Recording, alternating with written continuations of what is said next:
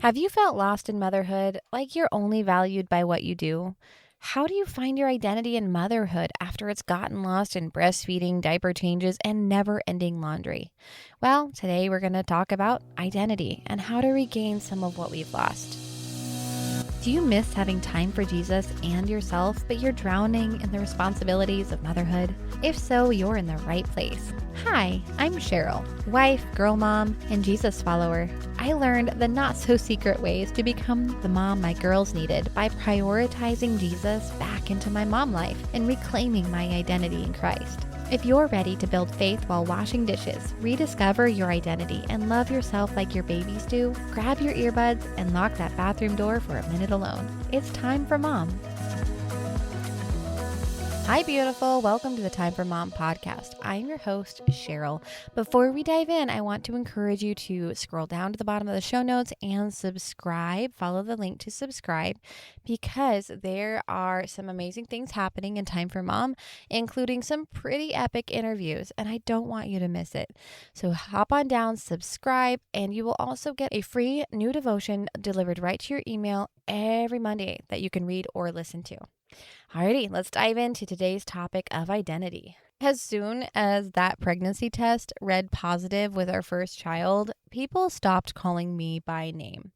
They started calling me mom, mama, and it felt like I died. I'm like, where on earth did I go? I'm still Cheryl. Hello. I might have a baby in me, but it's not like I ceased to exist. It felt like no one saw me anymore. They only saw my child. This did not get better as time went on and the child came out of my body.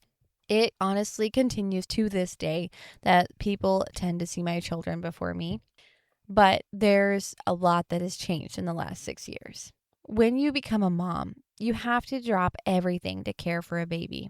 That is honestly just a fact of motherhood. But as your children age, you can start to shift things back to a healthier and more sustainable rhythm. The hard part is catching that your children are capable because they're very, very good at pretending to be far more helpless than they really are. Kids are not helpless, but they are masterful manipulators starting at infancy. When you enter into motherhood, your priorities also get thrown into a jar and shaken up with the vigor of a child trying to get candy out of a piñata. And when you open that jar back up, there is no telling what order they will be or even if they're all still in there. Your priorities get completely messed up. Here are some things that I've learned in the last 6 years. Catering to a child's every cry is really a short season, but it's easy to get caught in long term.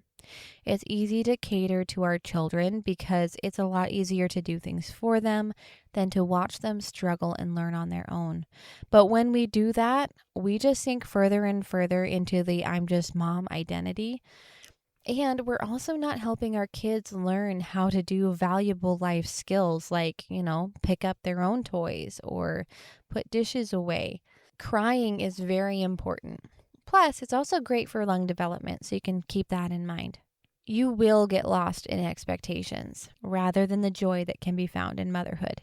This is an unfortunate fact. However, just because you get lost in it for a moment doesn't mean you have to stay lost. The key is awareness. If you're aware of expectations that you don't want to cling to, it's easier to reject them and cling to the joy that is in motherhood because you know what? There is nothing quite like having a child scream out your name, even if it's mom, and run to you just so they can give you a hug.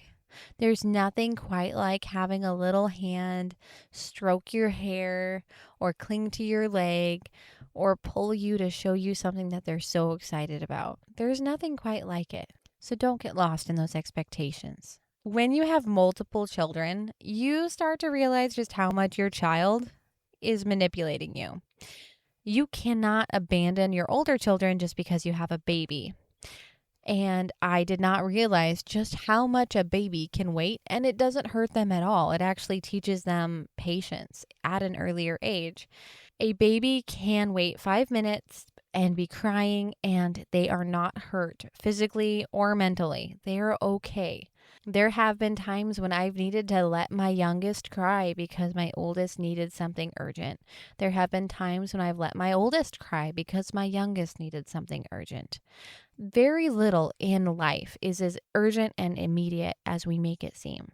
Once your kids do start to age and gain some independence and not be quite so helpless as the newborn stage, like I said, you can make adjustments to your priorities and start to regain independence yourself and regain a sense of identity as you work your way into healthier rhythms. But those adjustments have to be made little by little as you train your kids. Training kids is not fun. There is a lot of crying and screaming and arguing and fits and all of that, but it usually does come after a triumphant moment when a child realizes that, hey, I can do the dishes, I can clean up my toys, that they are so capable. The struggle comes when they realize that they get to continue being capable. Remember that if taking care of you means a few 30-minute baths a couple times a month, please do it. You're a mom. That's not all that you are, though. You are a person. And as a person, you've got to do things to keep yourself sane and to refill your physical, mental, and spiritual capacity. If that means taking a 30-minute bath, do that. If that means going out on a walk every morning, do that. If that means journaling for 20 minutes before you go to bed, do that. You're going to have to find those things, and it does take time. But you will find them if you keep trying, just like your kids will gain capability as you continue to train them. The easiest way to not lose your identity in motherhood is to stay rooted in your faith by prioritizing time with God. This is very important because if you don't prioritize time with God, then your kids, your family, your husband, and even you eventually will notice the effect.